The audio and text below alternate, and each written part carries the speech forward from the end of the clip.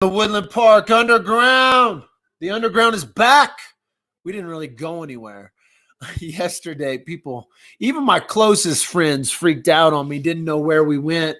And I just want to tell you that I didn't go anywhere, but every once in a while, I need to take a chance to download and archive my underground channel for history's sake, for my sake. And so yesterday I took the time to download and archive the file, have all the information that I have posted up with time, date stamps, all that kind of stuff. I also have taken a moment to debrief and think about the candidate forum we had at the high school. If you are unaware, because most of you didn't show up, there were very few people from the public at the candidate forum at the high school. You missed it. You really missed an opportunity to show support to the kids. You really missed an opportunity to meet and understand a little bit more about the candidates that are running for the 2020 election. And I'll be honest with you, I was a little disappointed, not in my time there, because I feel like I was blessed to be able to actually talk with the high schoolers. Really, the people out in the audience didn't mean much to me because I saw who was out in the audience. We had a bunch of the good old boys out there. We had some people that don't even get to vote out there, but they wanted to be there because they have candidates that they have placed there to try to keep their little good old boy mafia going. And they were trying to support those candidates. It was an interesting crowd. There wasn't really any applause except for one wife did give a hand clap to her husband when he said something, which I thought was awesome. That was about the only applause the whole night. Except they did applaud the children. They applauded the young adults for putting this candidate forum on. And I was super stoked to be a part of it, as it was the very first high school hosted candidate forum. But the teachers said that they're going to continue to try to make this a regular thing. It happened 2 days ago on the 3rd. And if you missed it, you missed it. You're never going to be able to go back. It wasn't, I don't believe it was videotaped. It may have been videotaped, but I don't believe it was videotaped. But let me just talk about it for a second. And then I also want to take this time and this opportunity to invite you to March 11th at the City Council chambers at 5:30. They will be having another candidate forum / debate. Now, first of all, this wasn't a debate. No matter how many posters, signs, posts put out, this wasn't a debate. Basically, what you missed was the high school civics class. I think it was 6 or 7 questions that were asked of every candidate, the mayor candidates and the city council candidates. It wasn't a back and forth debate between candidates. It wasn't even a debate between the host and the candidates. It was simply a time that the high schoolers took time to come up with very thought out questions to ask the candidates. I will tell you that most of the questions could be answered with very general, generic answers. I hope that the chamber forum comes a little hardball. They won't. They normally haven't come hardball. It's been normally softball questions for candidates and for people that are running for office. But if you were there, you would have noticed a few things. One, half our candidates don't even know how to listen. And that's the truth. They just don't know how to listen, because the high schoolers would ask questions and the candidates would go off on a tantrum, 2-minute tantrum, or 2-minute rant about their own stuff. Now, I tried to focus on the questions, but even when I went back and thought about what I said, I was like, man, why did I even say that? That didn't have a lot to do with the question, or it didn't have a lot to do with what they were asking. I hope that I was clear. I was more interested in the high schoolers feeling like that they got answers out of me than anyone in the audience, to be honest with you. I was more blessed by the high schoolers who took the time to put this thing on than the people that came out. Now, I did notice a few things. Let me tell you this. Jim Paff, whatever his name is a candidate for Tanner Coy. Tanner Coy, the DDA, they've enlisted Jim Paff, Val Carr, and dare I say one other as their candidates. So if you want to endorse, if you want to endorse the most wicked men in Teller County, if you want to endorse the most wicked men in Woodland Park, then you endorse Kurt Greena, Tanner Coy, Jim Paff, Val Carr. Those are their candidates. Val Carr is 100% a candidate of Kurt Greena. Jim Paff is 100% a city council candidate of Tanner Coy, and he's a puppet for Tanner Coy and the mafia at the DDA. Now, I was very clear on what I think about the DDA at this forum, and I worked it into a question that they asked. And so the DDA has been stealing money from the emergency services. They've been stealing money from the schools. They've been stealing money from the cops, and they've been giving it to their own good old boys downtown. They have done zero development for downtown. Zero, by the way, zero. And so, and the same people who were backing Val Carr 2 years ago, the same people who were backing the DDA and trying to keep the DDA club together, those same people are showing their face. I'm not going to call them out by name, but they know exactly who they are. They called me into a meeting 2 years ago to try to get me to back their little club. They are a mafia. They are a good old boys society. And if you want to continue the good old boy trend in Woodland Park, then vote for Jim. Then vote for Val. If that's what you want. If you want Woodland Park to be run by a bunch of good old boys, then vote for this lifelong politician, Jim. He will tell you that he is the most experienced politician on the ballot. And you know what? I agree with him. He's the most despicable, disgusting politician on the ballot. He's been involved in statewide, government-wide, nationwide politics across the board, and he made it very, very, very, very clear at that forum. And if you want to vote for the same old guys as council members who are lifelong, they get their rocks off by being politicians. That's it. That's all I can say.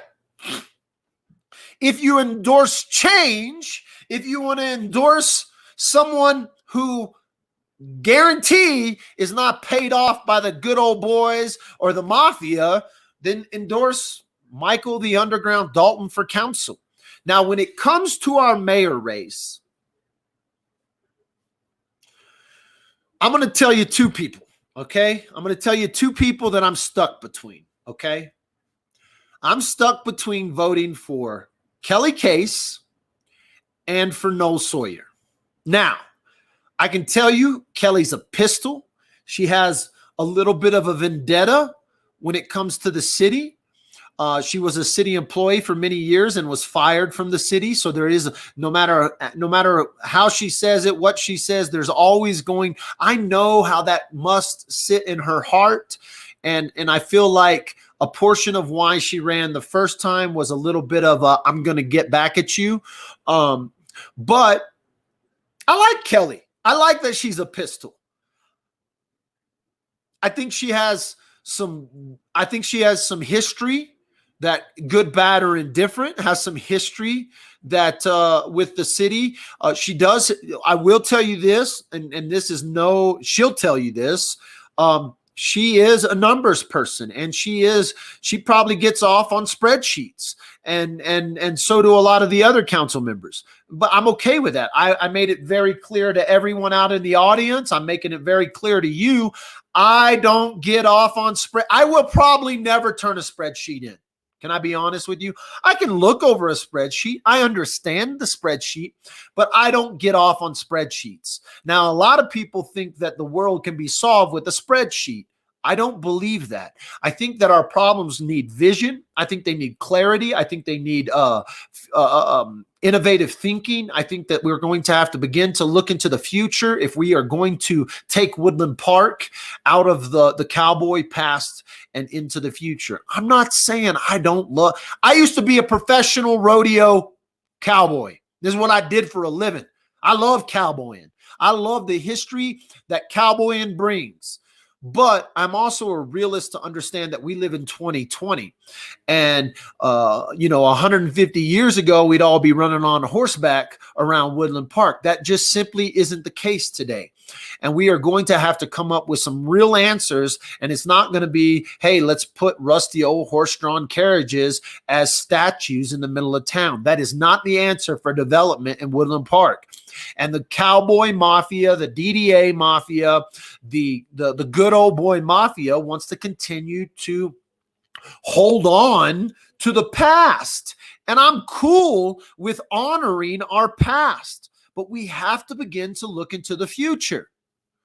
I think Kelly Case is fed up with the DDA. I think Kelly Case has had a close look at the DDA. She sat on the DDA board, and the DDA fired her from the board. They got her run off the board because she was like, what the hell are we allowing you to do? And from what I understand, she used to be buddy-buddy with Tanner Coy, and they ain't buddy-buddy anymore. And I'm glad about that. Now, so that's kind of one reason I look at Kelly and go, she'd be a fun pistol of a mayor. Now, Noel Sawyer on the flip-flop is exactly what he does. He's a flip-flopper. Noel Sawyer is a flip-flopper. I love him. I respect him. I've had him on the podcast. I've had conversations with him. Me and Noel sat next to each other at this forum, and we went back and forth, and we were like rolling our eyes and making jokes about how some of the candidates were answering questions. They were probably making jokes about how I was answering the questions. I like Noel. I think Noel would make a great mayor. Even though he's a flip-flopper, he's a diplomatic flip-flopper. I think Noel is a pretty face. I think he speaks well enough to be a mayor. I think he speaks well enough to be a good face of Woodland Park. I think it would be a good representation of Woodland Park and its people. He's volunteered his time at the school. He's volunteered his time amongst the community organizations. And, I literally am stuck between voting for Kelly Case, a pistol, a wild card, someone who will stick to her guns, and someone who diplomatically may make a better mayor, right? Diplomatically may be able to bring two sides together because he's a flip-flopper. A flip-flopper doesn't have to be a bad thing. It means you're diplomatic in the sense of you're not tied to your ideas, that you will listen to reason. I think Kelly is going to be more tied to her ideas, and she's going to have her way of doing things, and she's not necessarily going to heed the instruction or the counsel of others in that. And sometimes that's what you need, a hard-nosed, straight-laced, whatever, pistol. Noel is going to be more of a diplomatic back and forth between candidates. Take what this candidate says, take what this council member says, and he's going to be diplomatic. I don't know what we need right now. Okay. I'm telling you my opinion. This is just my opinion. I'm stuck between Noel Sawyer and Kelly Case for mayor. Darwin is a joke. He's a Val's shadow. Him and Val are best friends, buddies, whatever. I think here's something. If Darwin doesn't get elected, mark my words, call me a prophet, call me Mystic Mac, call me whatever you want. If Darwin doesn't get elected and let Kelly Case or Noel Sawyer get elected, Darwin will try to get himself appointed back on council to one of their slots. The same thing with Val Carr. If Val Carr doesn't become mayor, he's going to try to get himself put back on council through one of the open slots. If Kelly Case's slot opens or if Noel Sawyer's slot opens. Val Carr and Noel Sawyer are going to try their best. Val Carr and Darwin Nacarado are going to try their best to keep their seats on council. Darwin Nacarado was not elected a council member. He was appointed a council member when Carol Harvey tucked tail run and hid. She quit. She's a quitter. Carol Harvey's a quitter, and she quit. And Darwin Nacarado got himself appointed. I do believe that if he doesn't become elected, that Darwin's going to try to get himself appointed back on council. If Noel Sawyer or Kelly Case win mayor, there will be an open slot. Same thing with Val Carr. You're going to see Val Carr try to get himself appointed back on council. These are just my opinions. We'll see if I'm a prophet or if I'm just ludicrous. Either way, the candidate forum and the students asked a lot of great questions. Most of the questions, respectfully, were around the school and around how council can help the school or how they can't help the school. One of the questions was the best gotcha question that came forward, I thought, in my mind, was a question about listening to minorities and listening to those that don't have necessarily a voice.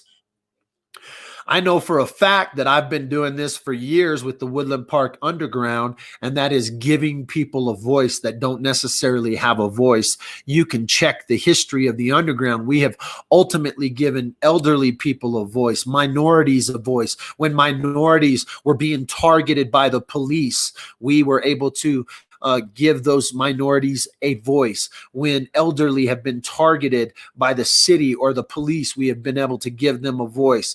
I take great pride in telling you that I'm in the know. I know everybody from the mayor's wife to the homeless man. And I said it at the candidate forum on the way in. I gave bumps to Ryan. And if you're a local, you know exactly who I'm talking about. And the Levies have been in my prayers since the news of some health things that are going on in the Levy family. We are praying strong for Mayor Levy right now. And whether you believe me or not, I'm a man of faith, and I believe that the faithful, fervent prayers are answered by the Father. And so we are praying for the Levies, and we are praying for continual healing in that family and the health of that family. The forum was about 2 hours and 25 minutes, somewhere right in there. I think I got out of there in 2 hours and a half. So I was out by 8:30. There were some people from the city represented. Like I said, the good old boys were in the crowd. The corrupt former coroner who doesn't want to update our records, who has refused federal grants to update our death certificate records, to take them out of storage units and digitize them, and to go back through our death records here in Teller County. The coroner was there. He's as corrupt as the corrupt comes. I promise you, he has threatened people's lives that have said they were going to run against him as coroner, and I know that for a fact. He has also threatened me. He has threatened my family. Tanner Coy has threatened my family. Val Carr has threatened my family. Hillary LaBarre was in there. I want to tell a story about Hillary LaBarre real quick. Hillary LaBarre went to run for city council 2 years ago. When she decided to run for council, we decided to pull the financial records of the candidates, which is 100% legal. It is 100% public record. Now, what I found out is when we posted those public records to the Woodland Park Underground, Hillary LaBarre flipped out that people knew who was given to her account, who was given to her campaign. She flipped out that her address was posted publicly on the Woodland Park Underground. And she began to tell lies about me. She said I threatened her, and I have never once threatened Hillary LaBarre, but she has threatened me. She filed a false police report that went nowhere. The cops laughed at them, laughed at Val Carr. But more than that, her slumlord of a father-in-law, Pete LaBarre, called the Broadmoor and lied about me. I had a contract at the Broadmoor, and he said that I threatened a councilwoman. Well, she wasn't a councilwoman at the time. She was a candidate. And the information I posted was completely legal. They tried to say that I threatened them, and they told the Broadmoor these lies. They came after my livelihood. They literally threatened my family's life. Pete LaBarre threatened my family's life. Hillary LaBarre threatened my livelihood. But what I found out at the Broadmoor just recently is that they may have been protecting me and they didn't even know it. These two jackasses, Hillary LaBarre and her father-in-law, Pete LaBarre, got my contract terminated at the Broadmoor 7 minutes after the election results came in. I'm only telling you this story because I'm about to give these jackasses credit. They protected me and they didn't even know it. The two guys that over the last 2 years, there was one guy that took my contract. He got fired for sexual harassment. The next guy got transferred for sexual harassment allegations. What that tells me is while I thought these jackasses were coming after my livelihood, that somebody, maybe the man upstairs, was protecting me from something that was going to go down at the Broadmoor and someone was going to try to accuse me of something. Now, they haven't taken anything from me. I work at the Broadmoor. I still have contracts at the Broadmoor. I still do stuff at the Broadmoor. But what I'm telling you is that these jackasses thought they got me, and they may have been protecting me from sexual harassment allegations that could have been coming my way, because the two guys that took my contract ended up getting fired for sexual harassment. So, thank you, jackasses. Sometimes the father has to use donkeys, and he used a couple of donkeys to protect me. That's all I'm saying. So it's kind of a thank you, and it's kind of pow, back at you. Let's see. The other candidates that are running for council: Don Deserman, Rusty Neal, Jim Paff, and Robert Zoo something. Robert starts with a Z. Robert is a Karis graduate. He's still very much involved in the Karis College, and he's running for city council. He's been here about 2 years. Rusty Neal, been here about 2 years, I think, maybe a little longer. Ex-military or retired military. All these guys wanted to list their resumes, doctorates. They want to try to They list all this to try to downplay everyone else's qualifications. But that was something that one of the students asked is, who is qualified to be a city council person? Who is qualified to be a mayor? Does it have to be someone with a long list of educational and doctorate and master's degrees and that's retired? Are retired folks the only people that are qualified to be council members? Well, there's going to be a ballot initiative that we're voting on this year. There's a ballot initiative that says that if we vote yes on, 18-year-olds will be eligible to be council people. And that's what I told those students. Everyone is, if you are a citizen of Woodland Park, Colorado, you are qualified to be a council person. That's the bottom line. And anyone who says different is absolutely wrong, because that is who we want on council. We want representation of the citizens of Woodland Park, not of the retirees of Woodland Park. They have their place, but there are a lot more people in Woodland Park than just retirees. And so, although they have their place and they need their representation on council, so do the young people need their representation. And I'm the youngest one running for council this year, and I'm ancient when it comes to those high schoolers.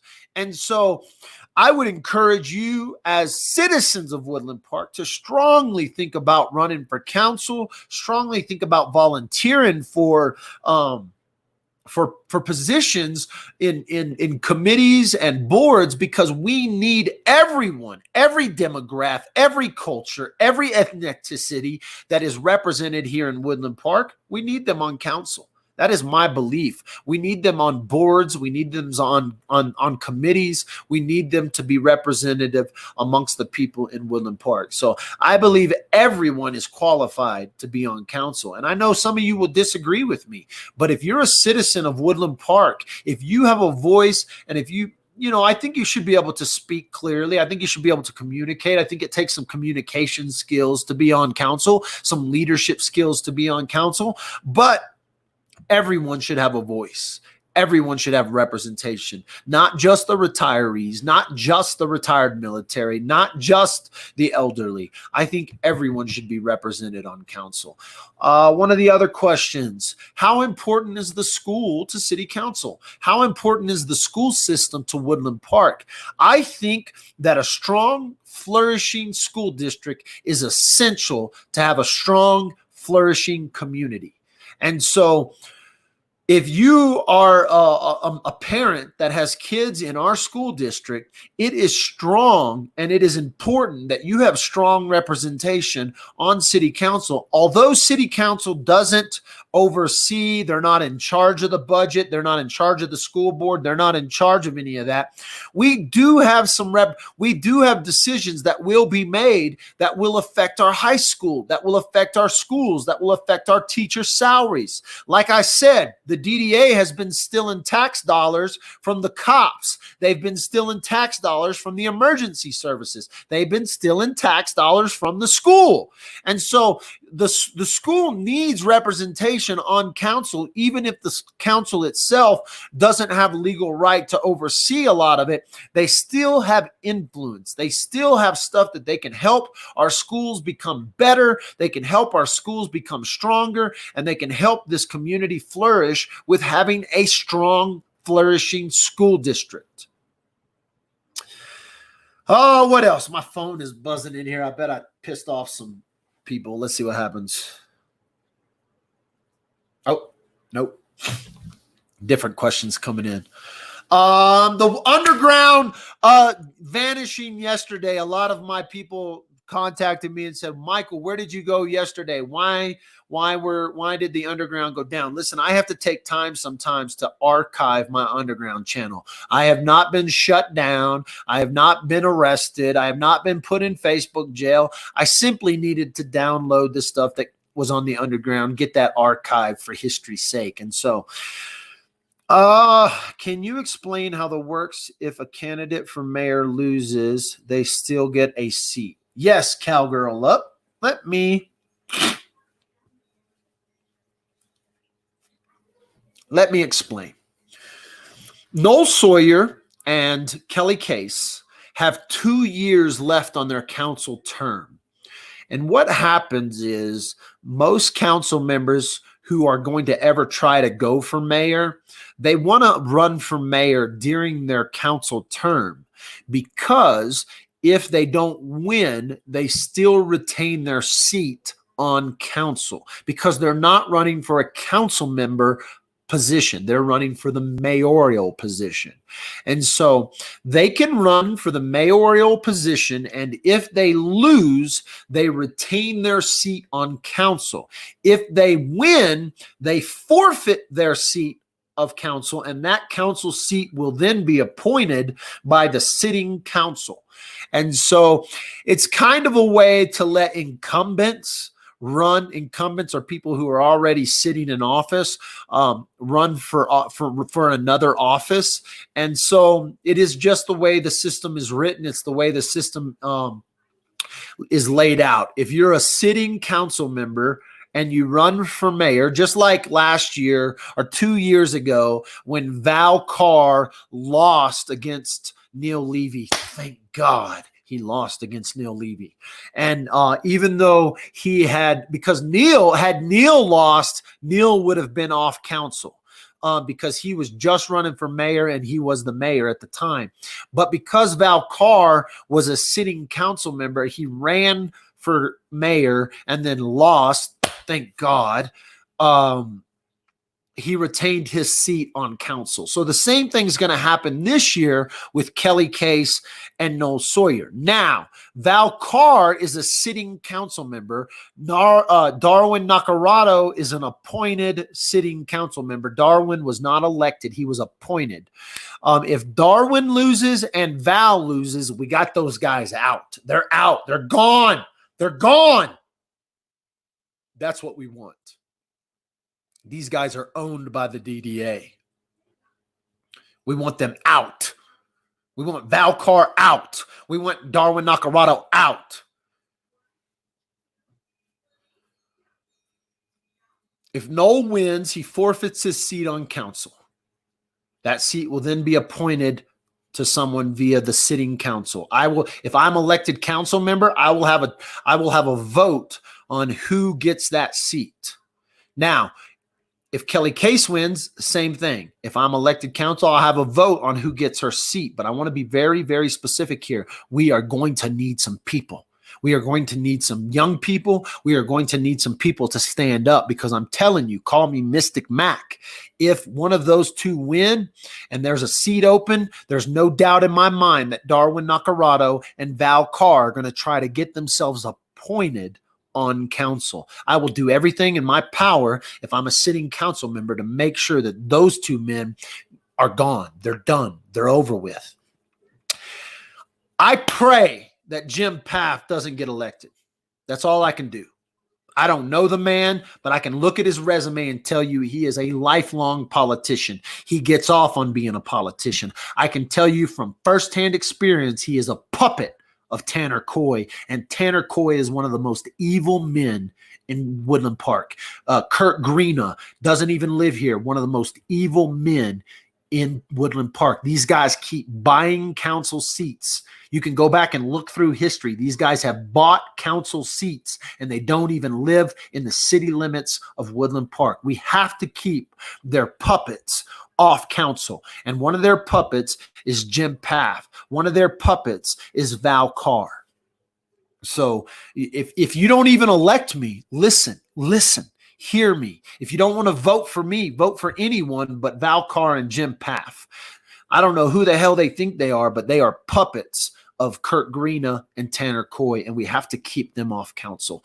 The DDA has destroyed development in Woodland Park. They have destroyed development in downtown. They have been caught up in lawsuits. The DDA is $1 million+ in debt, and you're responsible for that debt as taxpayers. They can sit here and say, oh, lower taxes, lower taxes, lower taxes.